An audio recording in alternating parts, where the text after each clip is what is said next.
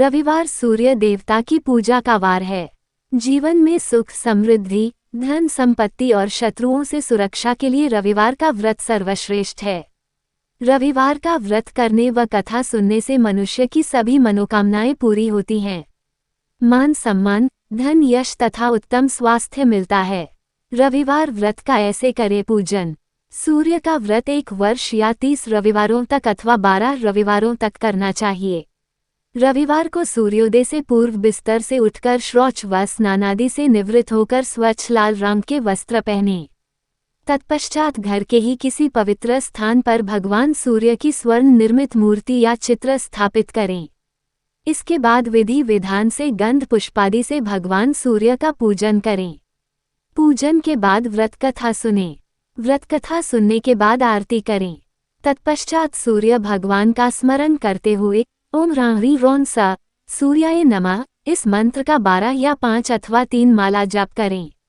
जप के बाद शुद्ध जल, रक्त, चंदन, अक्षत, लाल पुष्प और दूर्वा से सूर्य को अर्घ्य दें। सात्विक भोजन व फलाहार करें। भोजन में गेहूं की रोटी, दलिया, दूध, दही, घी और चीनी खाएं। रविवार के दिन नमक नहीं खाएं।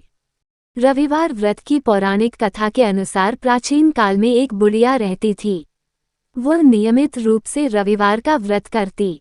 रविवार के दिन सूर्योदय से पहले उठकर बुढ़िया स्नानादि से निवृत्त होकर आंगन को गोबर से लीपकर स्वच्छ करती। उसके बाद सूर्य भगवान की पूजा करते हुए रविवार व्रत कथा सुनकर सूर्य भगवान का भोग लगाकर दिन में एक समय भोजन करती। सूर्य भगवान की अनुकंपा से बुढ़िया को किसी प्रकार की चिंता एवं कष्ट नहीं था। धीरे धीरे उसका घर धन धान्य से भर रहा था। उस बुढ़िया को सुखी होते देख उसकी पड़ोसन उससे जलने लगी। बुढ़िया ने कोई गाय नहीं पाल रखी थी, अतः वह अपनी पड़ोसन के आंगन में बंधी गाय का गोबर लाती थी। पड़ोसन ने कुछ सोचकर अपनी गाय को घर के भीतर बांध दिया। रविवार को गोबर न मिलने से बुढ़िया अपना आंगन नहीं लीप सकी। आंगन न लीप पाने के कारण उस बुढ़िया ने सूर्य भगवान को भोग नहीं लगाया और उस दिन स्वयं भी भोजन नहीं किया। सूर्यास्त होने पर बुढ़िया भूखी प्यासी सो गई। प्रातःकाल सूर्योदय से पूर्व उस बुढ़िया की आंख खुली तो वह अपने घर के आंगन में सुंदर गाय और बछड़े को देखकर हैरान हो गई। गाय को आंगन में बांधकर उसने जल्दी से उसे चारा लाकर खिलाया। पड़ोसन ने उस बुढ़िया के आंगन में बंधी सुंदर गाय और बछड़े को देखा तो वह उससे और अधिक जलने लगी। तभी गाय ने सोने का गोबर किया। गोबर को देखते ही पड़ोसन की आंखें फट गईं। पड़ोसन ने उस बुढ़िया को आसपास न पाकर तुरंत उस गोबर को उठाया और अपने घर ले गई तथा अपनी गाय का गोबर वहां रखाई। सोने के गोबर से पड़ोसन कुछ ही दिनों में धनवान हो गई। गाय प्रतिदिन सूर्योदय से पूर्व सोने का गोबर किया करती थी और बुढ़िया के उठने के पहले पड़ोसन उस गोबर को उठाकर ले जाती थी। बहुत दिनों तक बुढ़िया को सोने के गोबर के बारे में कुछ पता ही नहीं चला। बुढ़िया पहले की तरह हर रविवार को भगवान सूर्यदेव का व्रत करती रही और कथा सुनती रही। लेकिन सूर्य भगवान को जब पड़ोसन की चालाकी का पता चला तो उन्होंने तेज आंधी चलाई। आंधी का प्रकोप देखकर बुढ़िया ने गाय को घर के भीतर बांध दिया। सुबह उठकर बुढ़िया ने सोने का गोबर देखा, उसे बहुत आश्चर्य हुआ। उस दिन के बाद बुढ़िया गाय को घर के भीतर बांधने लगी।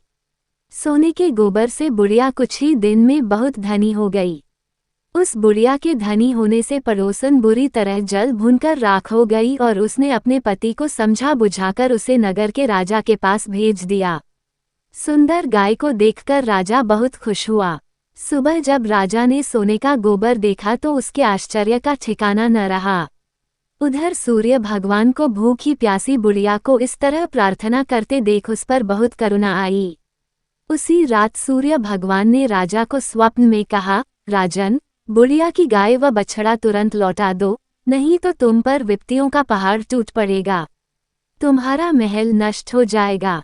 सूर्य भगवान के स्वप्न से बुरी तरह भयभीत राजा ने प्रातः उठते ही गाय और बछड़ा बुढ़िया को लौटा दिया। राजा ने बहुत सा धन देकर बुढ़िया से अपनी गलती के लिए क्षमा मांगी। राजा ने पड़ोसन और उसके पति को उनकी इस दुष्टता के लिए दंड दिया।